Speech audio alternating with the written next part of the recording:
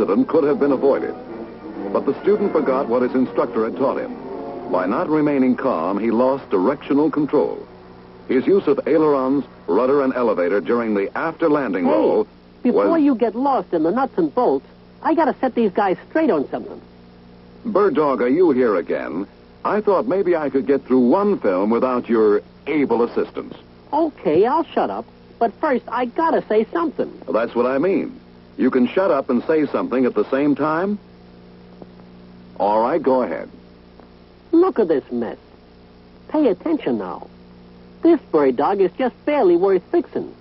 But the guy who was flying it didn't even get a scratch. I ask you, is that fair? It may not seem fair to you, Bird Dog, but it's a good thing for students to know about. Aviators are practically never injured in landing accidents. Out of 316 planes damaged by loss of directional control, the United States Army Board for Aviation Accident Research reports only 2 aviators injured. Only 2? And 316 planes mangled? That's right, 2 injuries in a little over 3 years. 316 planes? What about them? Repair and replacement of those planes cost the Army $750,129. $750,000? $750,000 $1 bills? This picture better be good. Let's get going. Most of these accidents were caused by 2 common problems: lack of confidence and overconfidence. Let's take 2 of them one at a time and find out why they occurred. The first accident happened because the student had a deep-seated doubt of his ability to handle the aircraft in landing. As he flies base leg, he's calm and capable, but he gets himself into just the situation he'd hoped to avoid. He turns onto final too soon, and now he must try to readjust his position to align himself with the runway. The old panic takes over. As he comes in, he's so eager to get it on the ground that he rounds out a little high, and as the plane stalls, he bounces. He adds throttle for a go-around, but at that moment the plane touches down again. Now look, his feet are on the brakes. The plane swerves and he slams it in rudder and aileron to correct. The right brake goes down hard.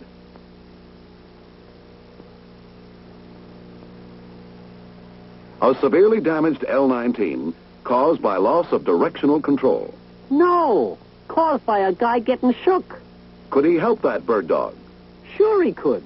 If he's got a weak point, like getting shook on landings, he works on it. Lots of guys get squeamy feelings.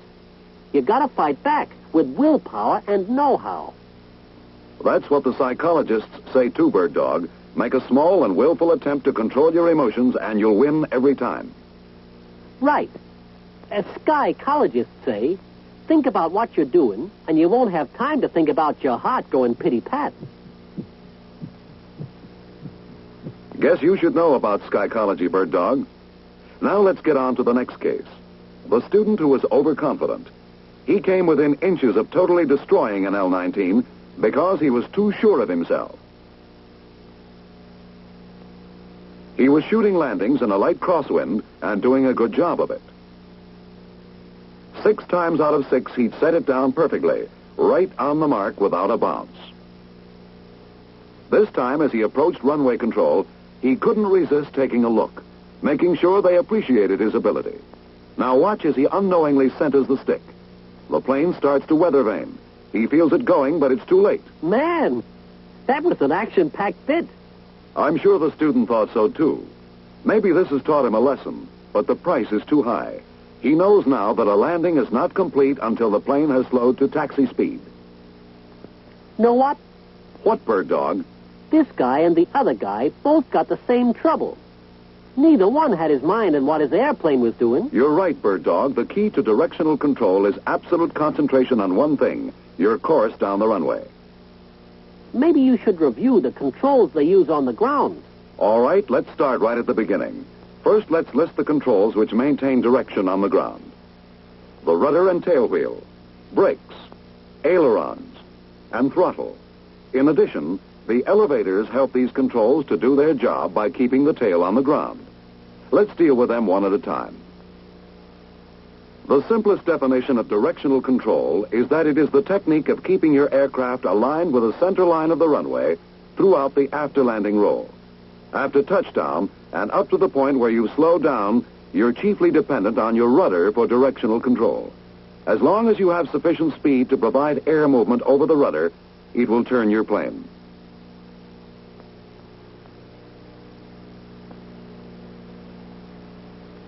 Now let's say that a gust of crosswind hits you immediately after touchdown. If you do not apply rudder correction, the aircraft will weather vane or turn toward the wind, causing a complete loss of directional control. In this same situation, a slight rudder adjustment promptly applied will compensate for the crosswind and keep you heading straight down the runway. The rapid forward movement of the aircraft causes a swift current of air to move over your rudder. Next, let's take a situation where you have rolled further down the runway and your aircraft is moving at a slower rate of speed. When the gust of crosswind hits you now, it would be more effective in weather vaning you, since there is a less rapid air current moving over your rudder. Therefore, a large rudder movement must be made to compensate for the crosswind and keep your heading correct. This third situation shows us still later in the roll, and the aircraft is now moving at an even slower speed. Therefore, the air movement over the rudder is now considerably slower. When the gust of crosswind hits now, any movement of the rudder pedal causes the rudder and steerable tail wheel to move. Working together, they compensate for the crosswind. At slower speeds, the tail wheel does most of the work as it moves with the rudder. Now let's see how brakes help us to maintain directional control. When a strong gust hits you and your crosswind adjustment of rudder and tail wheel is not correcting sufficiently, apply a little brake on the downwind wheel to correct the swerve. Brakes must be used smoothly and with moderation. It is easy to overcorrect and start to turn in the opposite direction. How do your ailerons affect directional control? From crosswind landing instructions, you know that if you have a crosswind, you must hold the stick into the wind throughout your landing. This is SOP. But let's say you don't have a steady crosswind. Instead, you have a variable wind.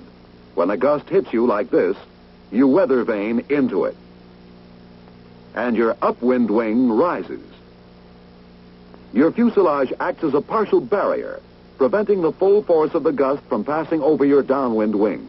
Therefore, there is more airflow and more lift on your upwind wing than on your downwind wing. By applying stick into the wind, you decrease lift on the upwind wing and increase lift on the downwind wing. As a result of your correction, the upwind wing drops, and we realign the aircraft with the runway. What part does throttle play in directional control? If your aircraft starts to weather vane, attempt to correct by using the controls as previously indicated. If weather vaning persists, then add throttle. Here's how it works. Added throttle increases torque effect, which counters the weather vaning movement. At the same time, the increased RPM adds to the flow of air over your empennage control surfaces, improving their effectiveness. This causes your aircraft to be realigned with the runway. One word of caution. When using throttle, remember torque effect. It is easy to overcorrect with throttle, causing the aircraft to turn beyond the point of realignment. As we said before, the elevator helps all the other controls do their job by keeping the tail wheel on the ground. By holding your stick full back throughout your ground roll, the wind striking the elevators will force your tail down. This additional loading of the tail helps to prevent weather vaning and assists your rudder and tail wheel in steering your plane. In addition, by holding your tail on the ground, you keep the center of gravity behind your main gear. With the elevator up and the CG well to the rear, you can add brakes and also throttle without danger of nosing over. Here's an example of an aviator using all his controls properly to keep his aircraft aligned with the runway after landing. Do you have anything to add, Bird Dog? I'll review and throw in my 2 cents at the same time. Know what guys always say after rolling one up?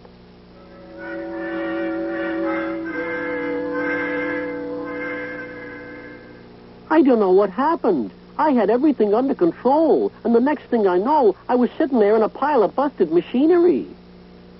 That's a likely story. If you got everything under control, you know what's happening, and you don't bust nothing. Here's the list of things you get to work with. I ain't going through all the details of how to use them. I'm going to give you some hot tips from my long years of experience. First, rudder. The rudder's good as long as you're going pretty fast, and it would seem that your tail wheel would take over when you slow down. But the tail wheel may not do it all. When you're slowing down, use the brakes if you gotta. But don't stand on them. No panic stops. Ease them on smooth and gentle. And if you got the rudder on, don't let it off when you use the brakes. Ailerons are more help than lots of guys realize. As soon as you feel a wing even suggest that it would like to go up, ease a little stick into it. Throttle sends a shot of air over your tail. With the engine speeding up, torque will pull the nose to the left, helping you to straighten your plane. Elevators. Stick full back whenever you're rolling out to help all the other controls to do their job. All right, Bird Dog. Does that wind it up? One more thing. See these pedals? In the air, you can push them any darn way you want. Accidentally putting your brakes on at 2,000 feet ain't going to hurt nobody. But on the ground, keep your heels on the floor when you use rudder, or you're liable to make a mess like this. Pilots don't get hurt in ground loops, but us guys do. Someday, us guys are going to get the upper hand, and you guys better look out.